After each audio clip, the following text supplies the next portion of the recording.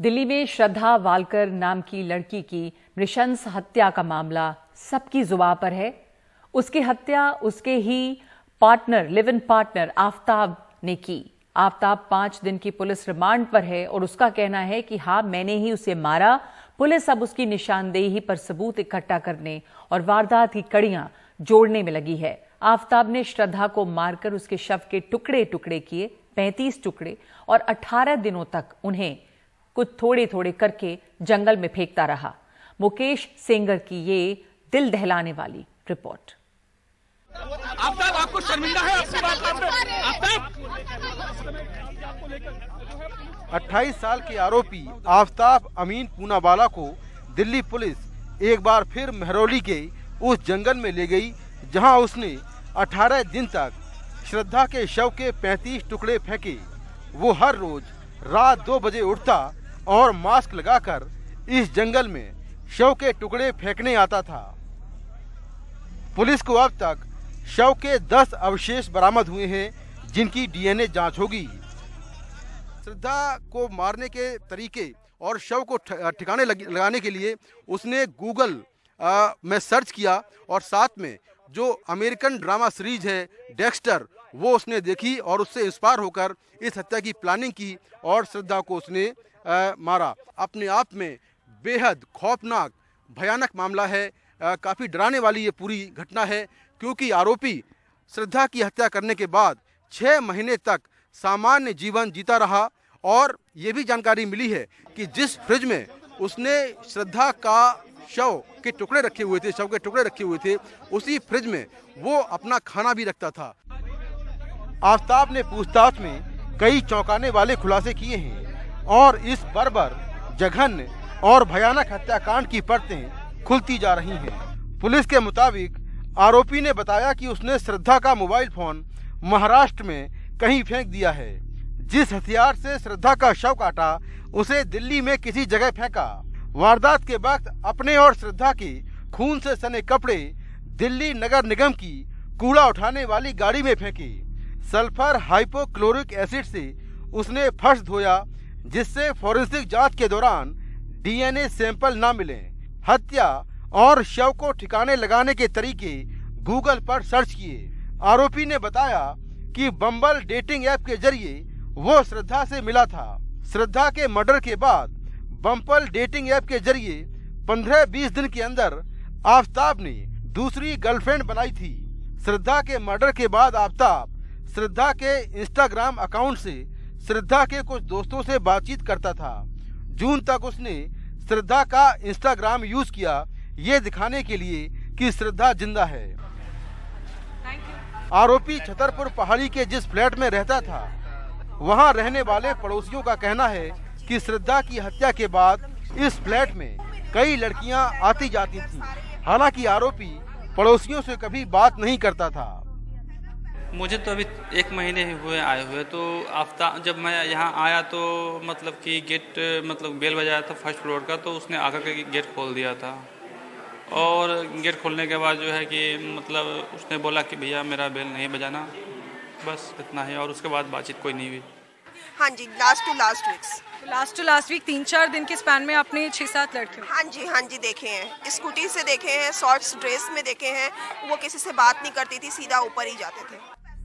18 मई को हत्या को अंजाम देने के बाद आफताब ने 19 मई को छतरपुर इलाके से शव के टुकड़े करने के लिए चाकू और शव रखने के लिए फ्रिज खरीदा।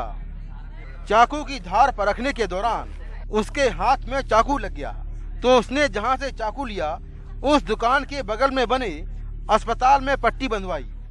19/5 को आया था और उसने LG का 260 लीटर का फ्रिज लेके गया था। क्या कुछ खास है इस फ्रिज में? 260 लीटर का डबल डोर का है, स्पेस ज़्यादा होता है इसमें। अच्छा, ज़्यादा स्पेस होता है इसमें।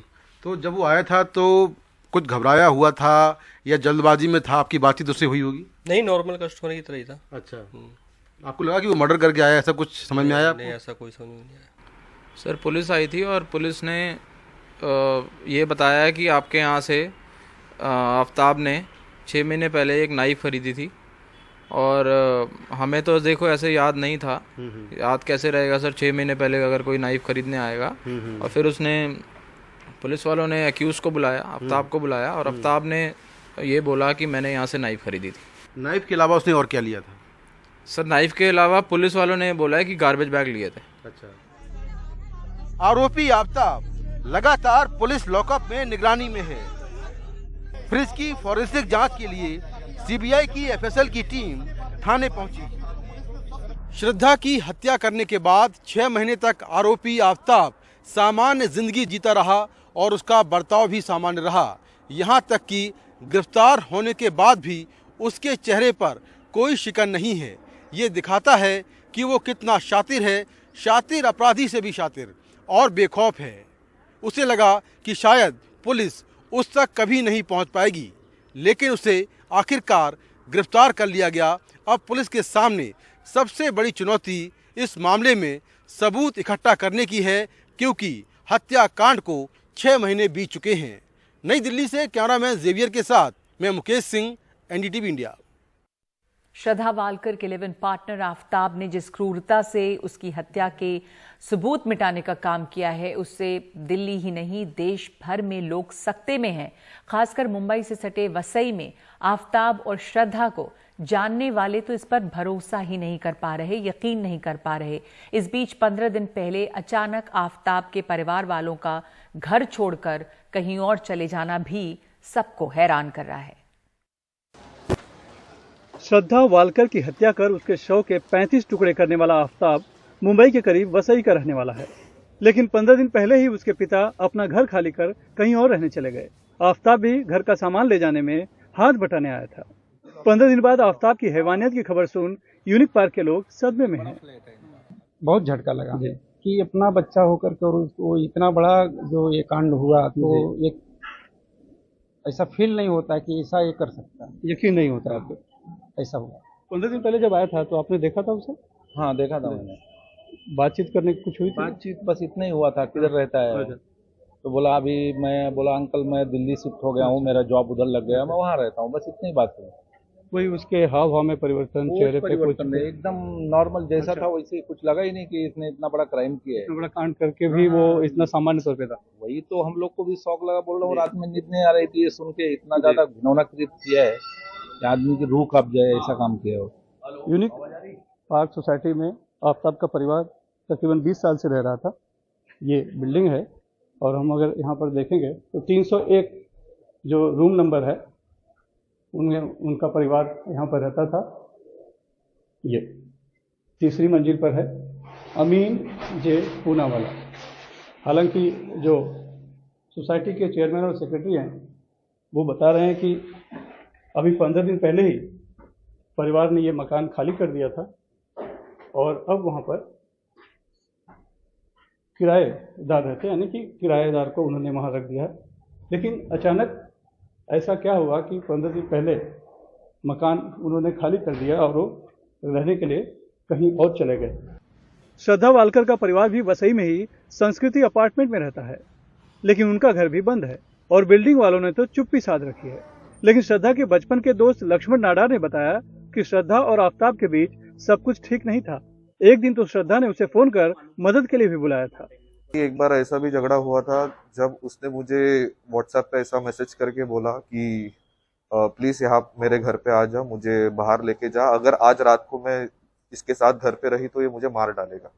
ऐसा भी झगड़ा हुआ है उनके बीच में और हम दोस्तों ने मिलके उसको उसके घर से उस दिन बाहर भी निकाला था और आफ्ताब को वार्निंग भी दी थी कि हम पुलिस के पास जाने वाले हैं। बट उस टाइम पे श्रद्धा के कमिटमेंट्स को या फिर उसके जो बातें थी उसको रिस्पेक्ट करते हुए हमने बोल दिया कि इसको हम पुलिस में नहीं कर रहे, बिकॉज उसने मना किया। श्रद्धा के साथ बीएमएम की पढ़ाई कर चुके रजत शुक्ला ने बताया कि श्रद्धा बहुत ही खुले विचार की थी, इसलिए पिता से उसकी कम बनती थी। आफ्ताब ने इसी बात का फायदा उठाकर ऐसा काम किया जो एक आम इंसान नहीं कर सकता। वो अपने जीवन में बहुत संजीदगी से किसी चीज का टेंशन नहीं लेती थी, वो लाइफ को एंजॉय करती थी और जिन लोगों के साथ रहती थी वहाँ खुशहाली होती थी। तो अब ऐसे इंसान का यूं ही जो मतलब जो खबरें आ रही है कि शादी की वजह से उसने मतलब दबाव जो डाला होगा आफ्ताब के ऊपर, ये बात बिल्कुल बेबुनियाद है। इधर मुंबई में बीजेपी विधायक राम कदम ने आफ्ताब का पुतला जलाकर विरोध प्रदर्शन किया और मामले में लव जिहाद के एंगल से भी जांच की मांग की। वसई से कैमरामैन अल्ताफ के साथ सुनील सिंह, NDTV इंडिया के लिए।